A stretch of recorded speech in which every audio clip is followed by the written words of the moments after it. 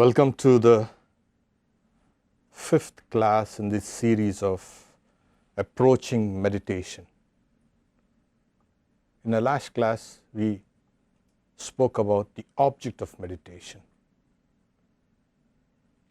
And today we are going to look at the subject of meditation, knowing the subject of meditation. Who meditates? It also mentioned in the previous classes, there are three distinct processes that occur in the mind. Though unitary, the object of meditation, the subject, and the process of meditation. So we are kind of breaking it down into segments for easy comprehension. We've also spoken about how to quell memories, which are the biggest obstacles to a meditative mind.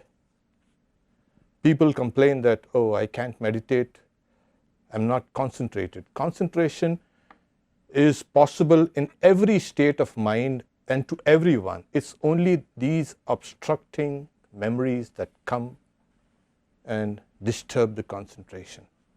We had also seen how something called life that we know has got a much deeper dimension, and it has to be understood that life is not simply breathing. It's the whole, you can say, dynamism that keeps everything alive.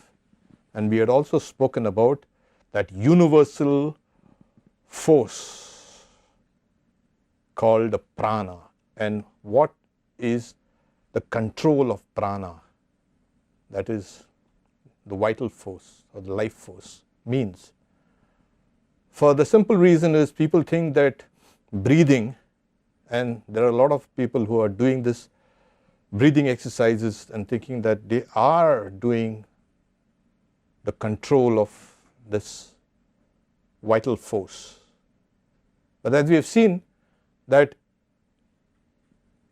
the power of the universe flowing through each and every one of us. If you can get a handle on that,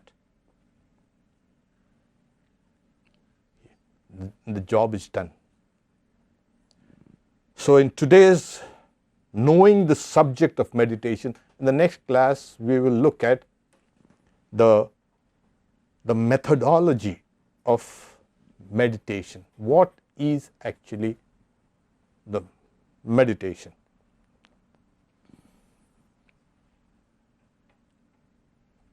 Dhyanena atmani pashyanti kechidatmanam atmanam.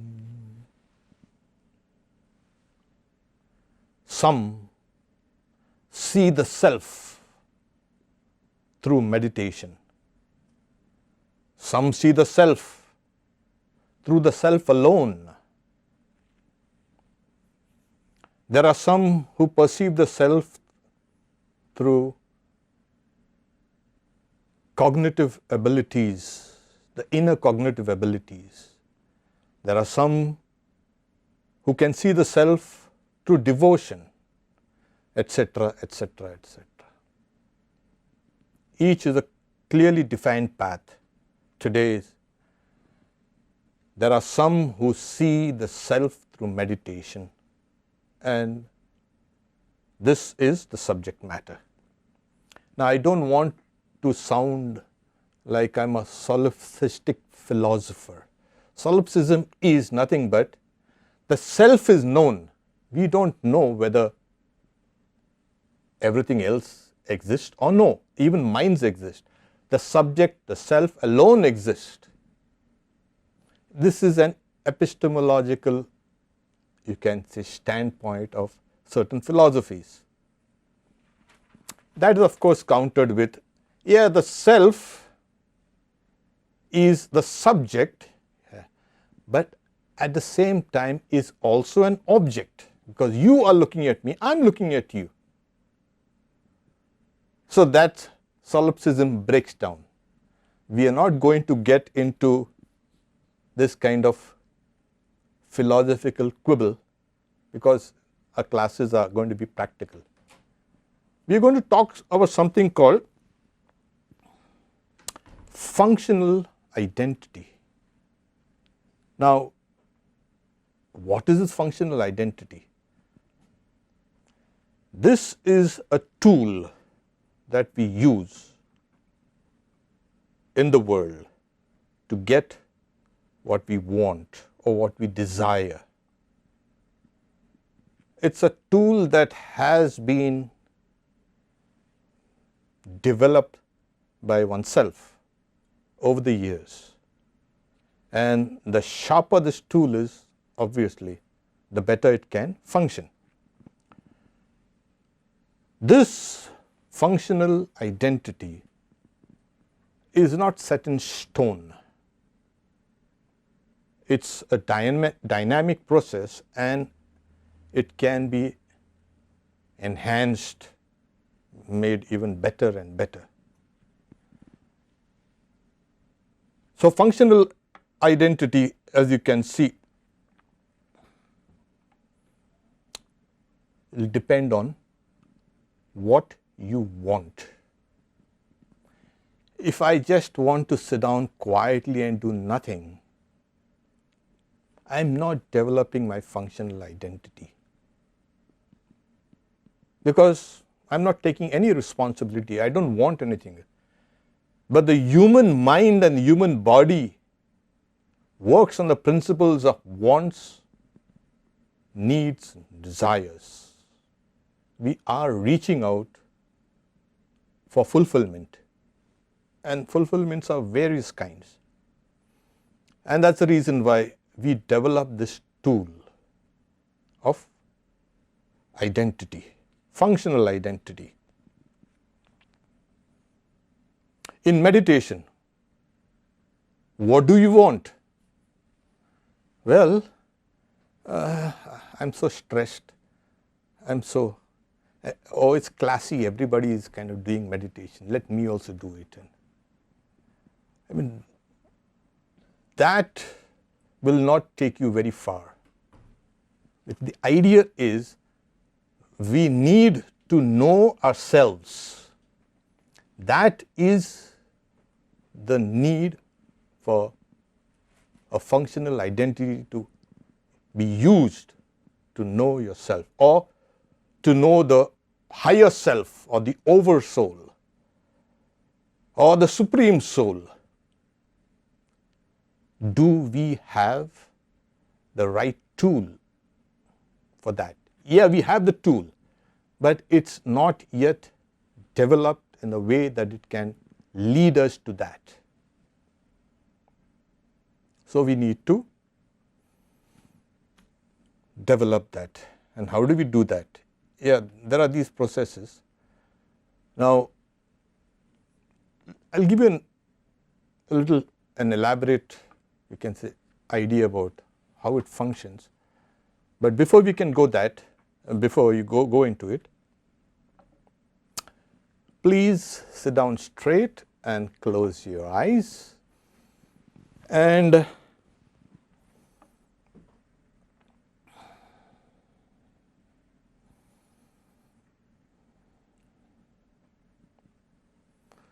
become aware of your breath, please.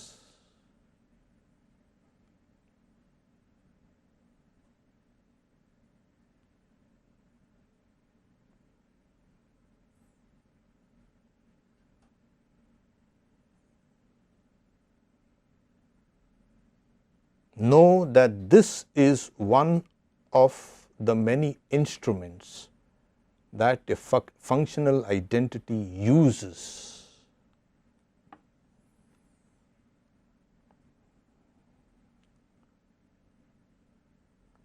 So one of these precious gifts that has been conferred upon you, this life.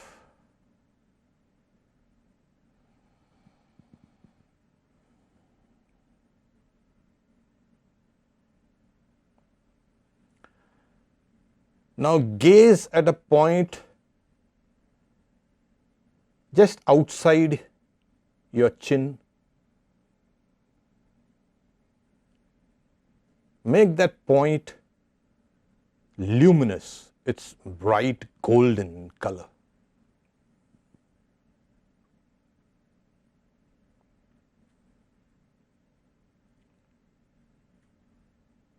This stops the mind from creating things from old memories. Gaze at that point. Let it be very fixed.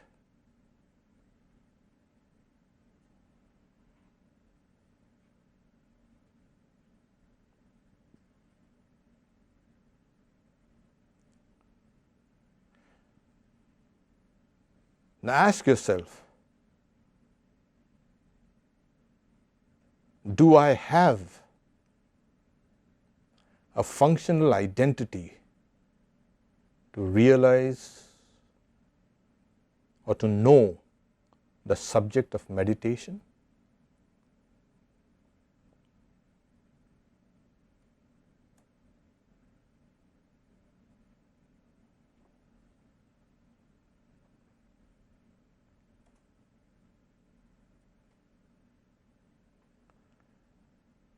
Let go of the discursive thoughts and keep on gazing at that point outside your chin, please.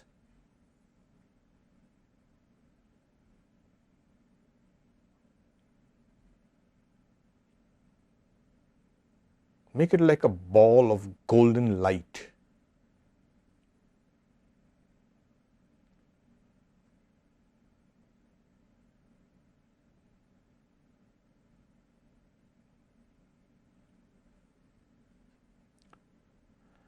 Now place that ball of golden light between your eyebrows.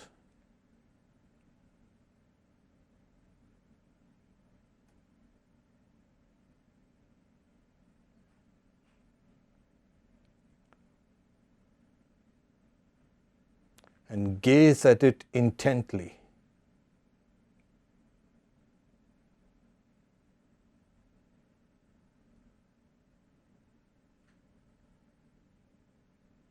Go into the very finer details.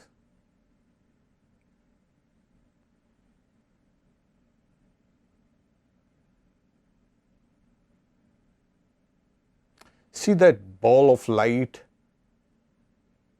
grow brighter, filling your entire skull with light.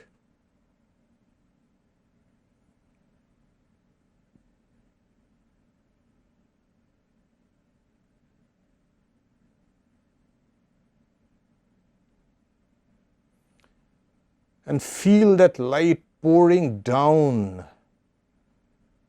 into your body, filling every part of it.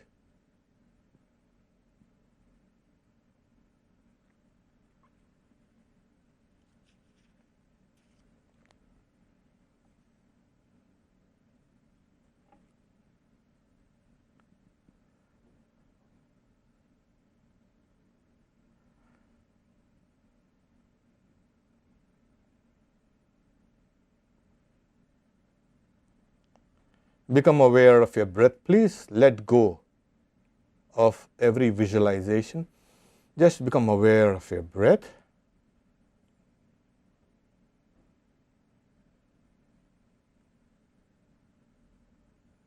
Feel your heart expanding and contracting.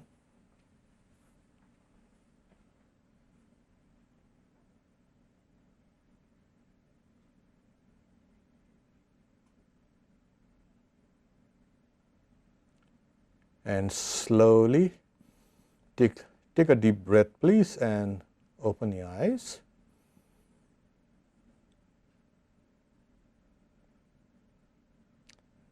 Well,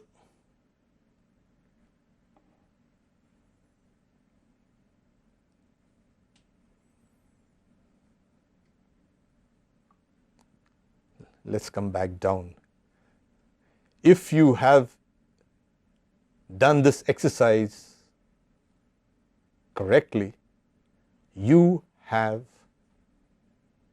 the functional identity to plunge deep into meditation. This is what the secondary tool that we have. I spoke about breath being an instrument. The primary instrument of this identity is awareness.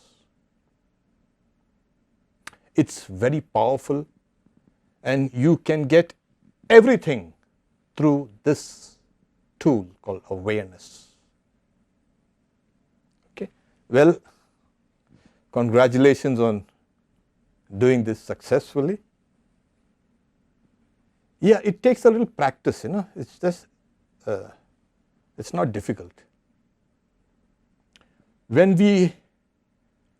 It's like, the stages of development can be compared to like when a baby or a child is just egocentric. The body is the world and possibly the mother.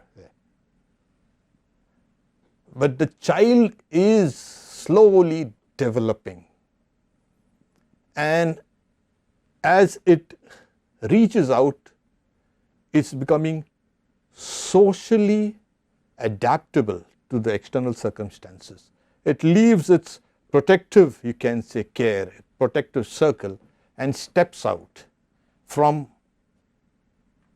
order to chaos.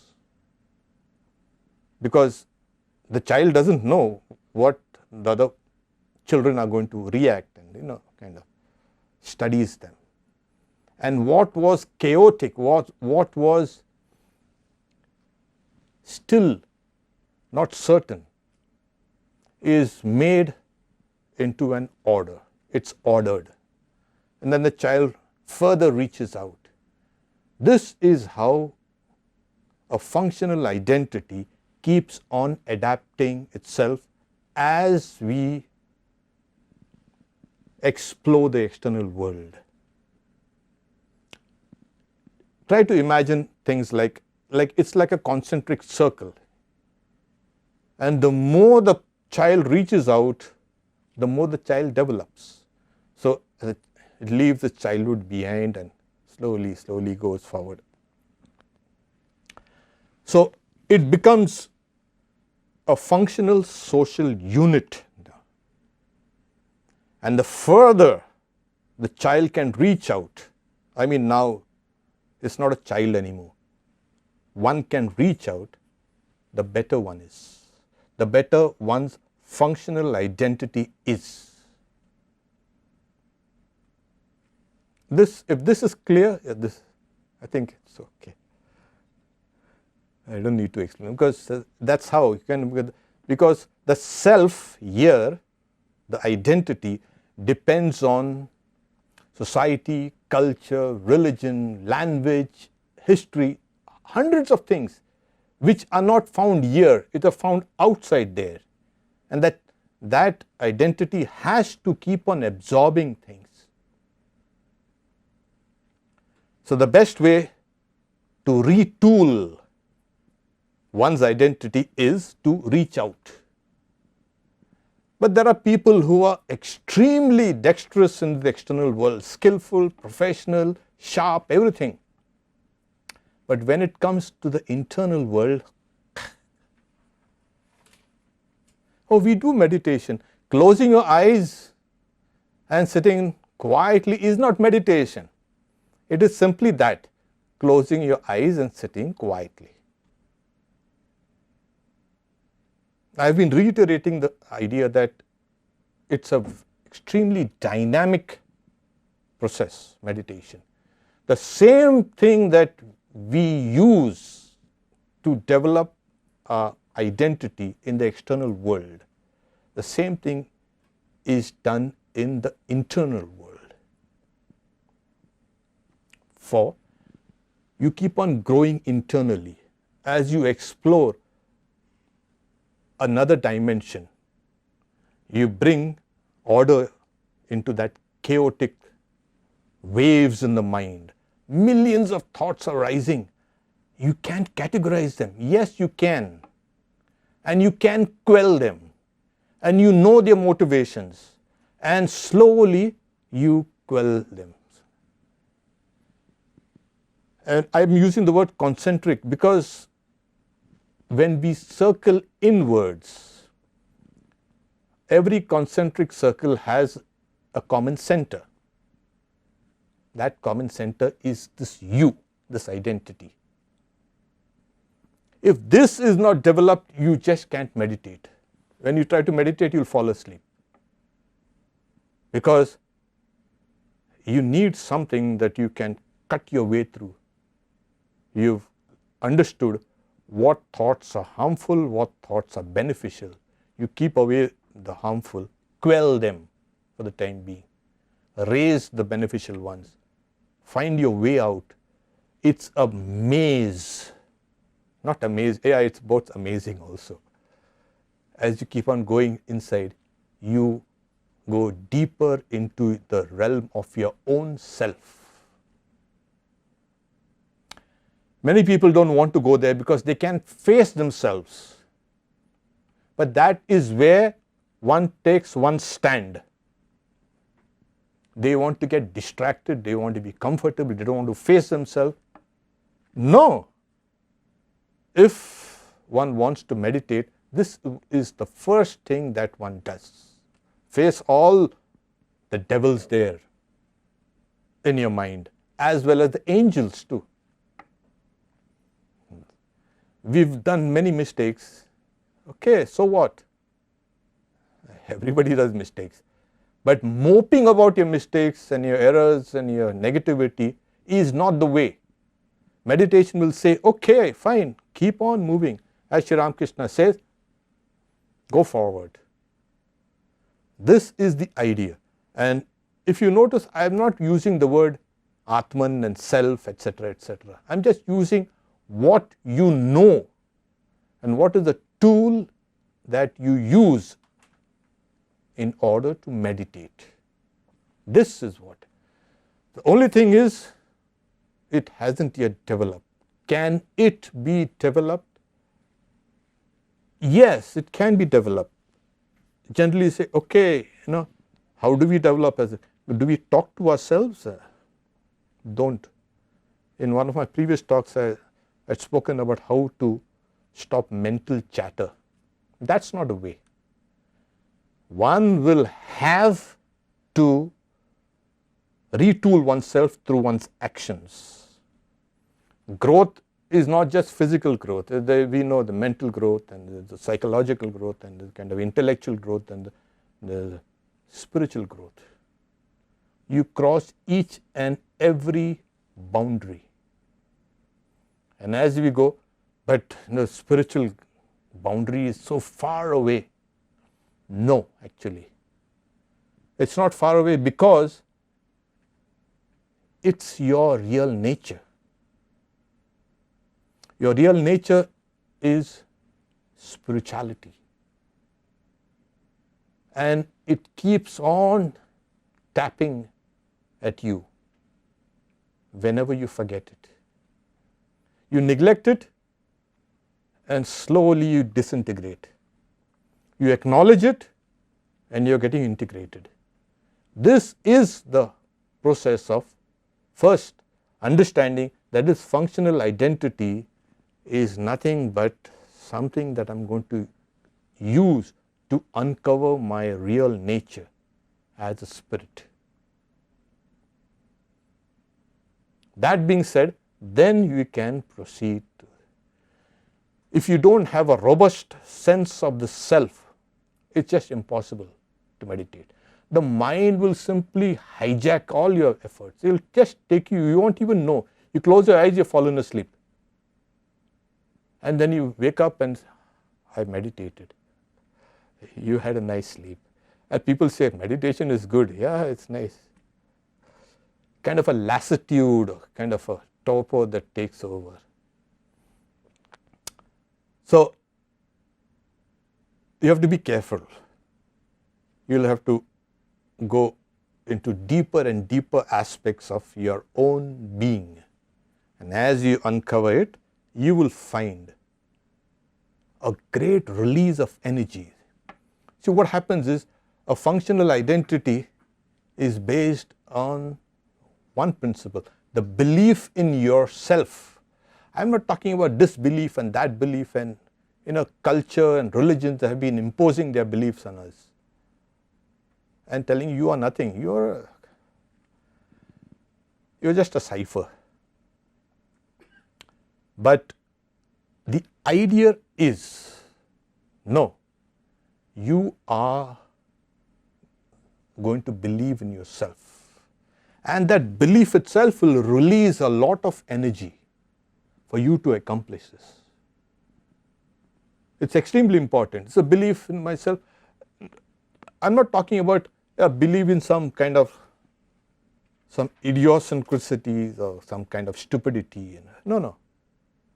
It's the belief in myself as a spiritual entity. That is extremely important for meditation.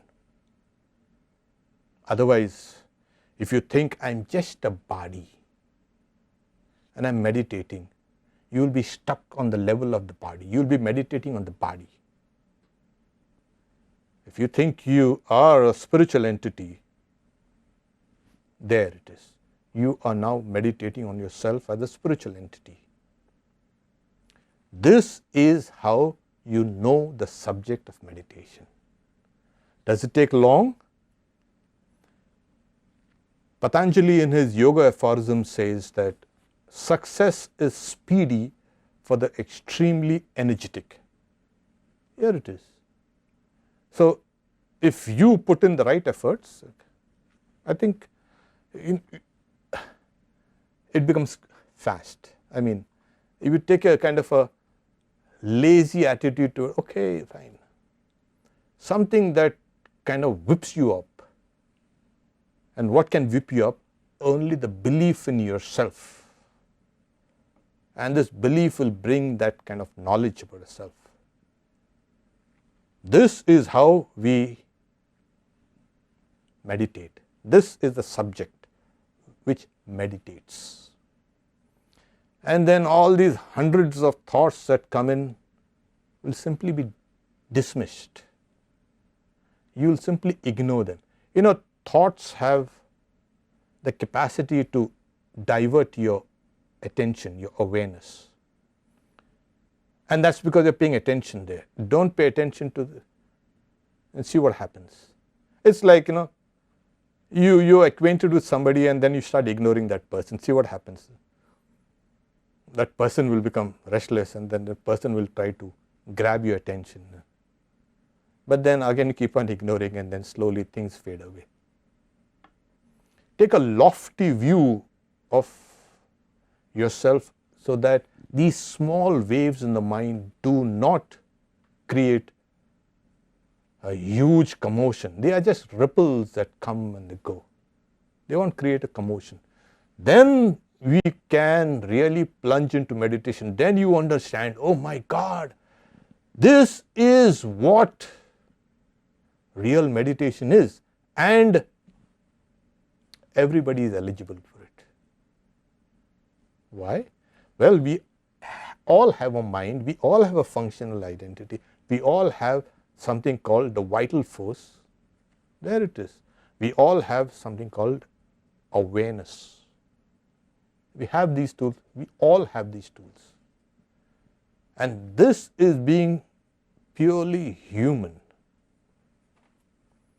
The future of humanity will be deeply meditative because it is understood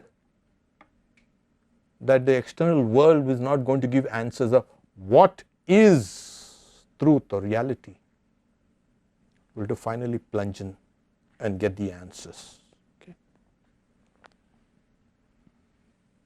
Let's have another small exercise, please.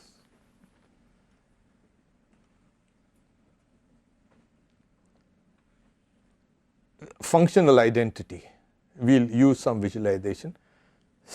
Sit straight, please, and square your shoulders and keep your chin up here. That's a sign of attention.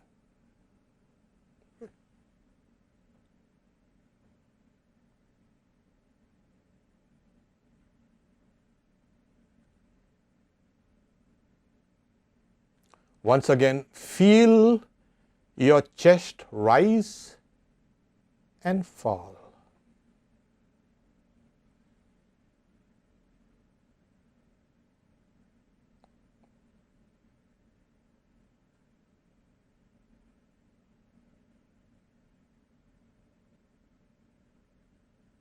Now feel your diaphragm, your stomach rise and fall with each breath.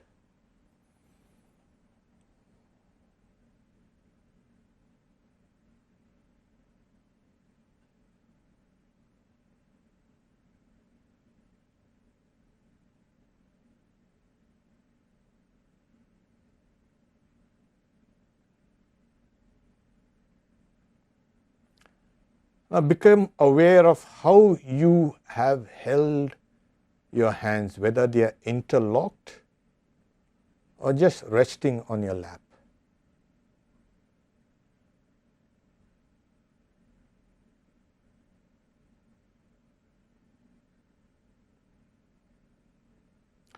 Become aware of the pulsation in your hands, please.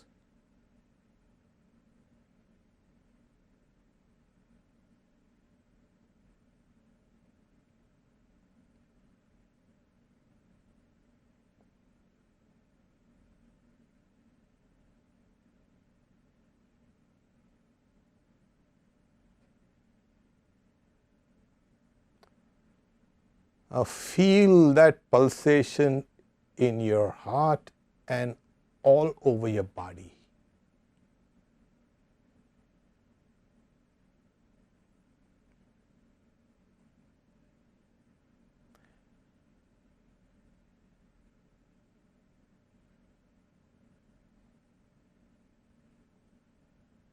Isn't it wonderful? You are alive.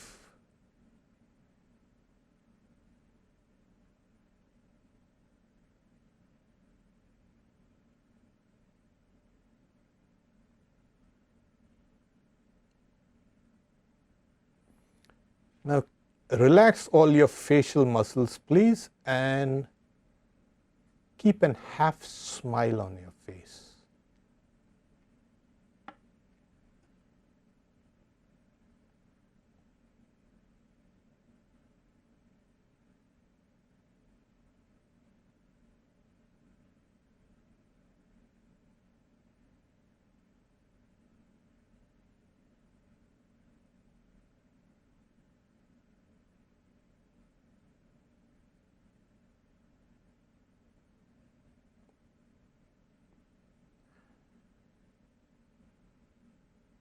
Keep the tongue loose in your mouth, please. Don't stick it up to the palate or anything. Just leave it free.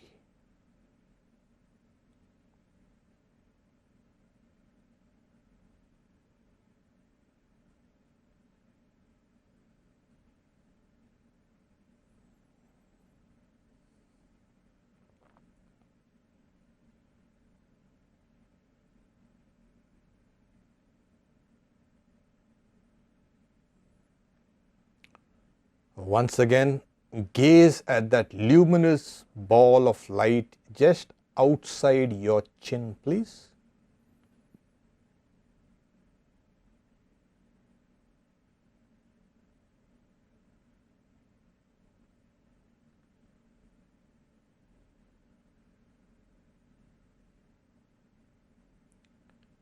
Gaze at it intently.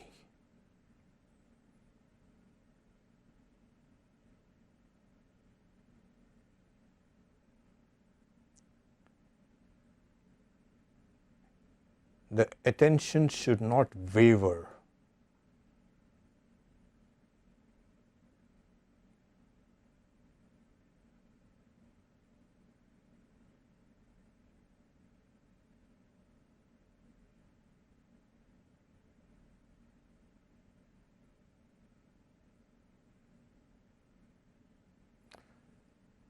Now visualize that ball of light between your eyebrows.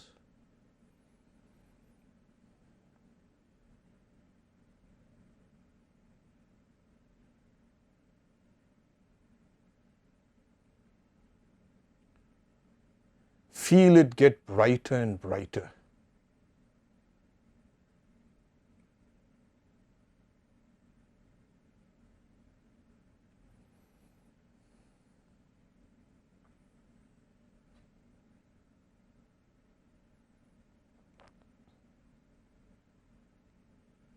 Try to look within that light.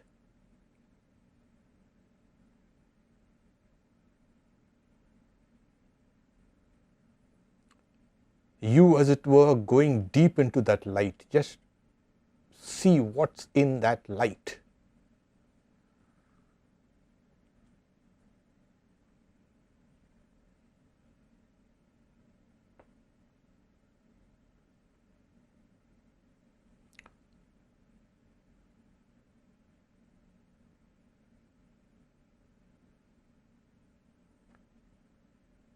See what thoughts arise there while you are suffused with that light around you.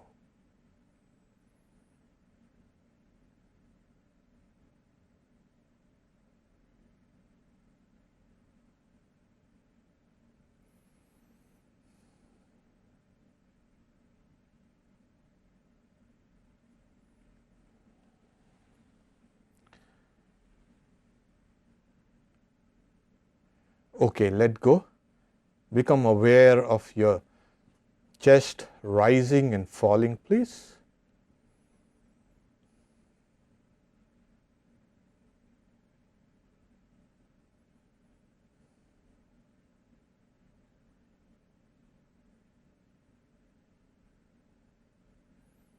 Drop your chin slightly. Relax your shoulders. Take long, deep breaths.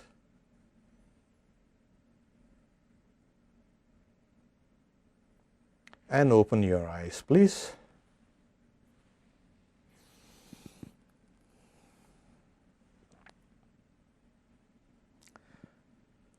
Well, congratulations. You all there, okay.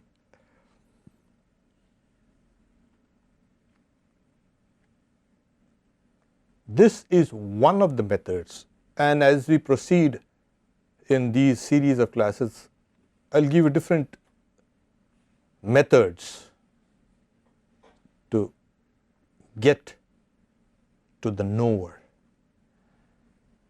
So when you look into that bright golden light, those are your deepest thoughts that have risen. Your thoughts, of course. And look at them just as they are. Don't have to bother them. And you will go down deeper and deeper. You will feel even deeper thoughts related to things that you are. And we go down deeper into that concentric, it's kind of like a spiral staircase. Either you go up or you go down. So you circle inwards and circle inwards. Okay. We stop here for questions. Om, peace, peace, peace. Yeah, our friend here says, as she closed the eyes trying to meditate, random thoughts coming out, and she never had any control of those thoughts or the mind or the body yet. It's perfect. That is extremely natural. Okay. In fact, there are thousands of thoughts going on in your mind, consciously and subconsciously. Now, when you arrived here, you saw many things on the way, but you never really looked at them. You are fixed on getting to this place, isn't it? So if you fix a kind of a point where you need to gaze at an object, then these multitudes of thoughts that arise won't disturb you. They'll come and they'll go. You're paying attention to them. It's true, they disturb you, but look right over them and fix a kind of a symbol. Like the symbol today I've given you is a kind of a ball of golden light. Keep on gazing at it, and all these other thoughts will simply settle down and become quiet. Secondly, you just can't control the mind now. It's not possible, because the mind is going to react, recoil. So what do? You direct those thoughts to a particular, you channelize all those thoughts. So the idea is, if you can control it, which I do not recommend in the beginning, try to channelize all those thoughts into a kind of a stream. That can be done. As you persist in meditation, what happens is you will find everything becoming more quieter. The reason why I asked you to kind of gaze at a point here is because when both your eyeballs are gazing here, okay, that is concentration. When you are concentrated, you notice your eyeballs become. Another thing what happens is your breath becomes very slow, shallow. You don't need to. You ever seen anybody concentrating and breathing heavily? No.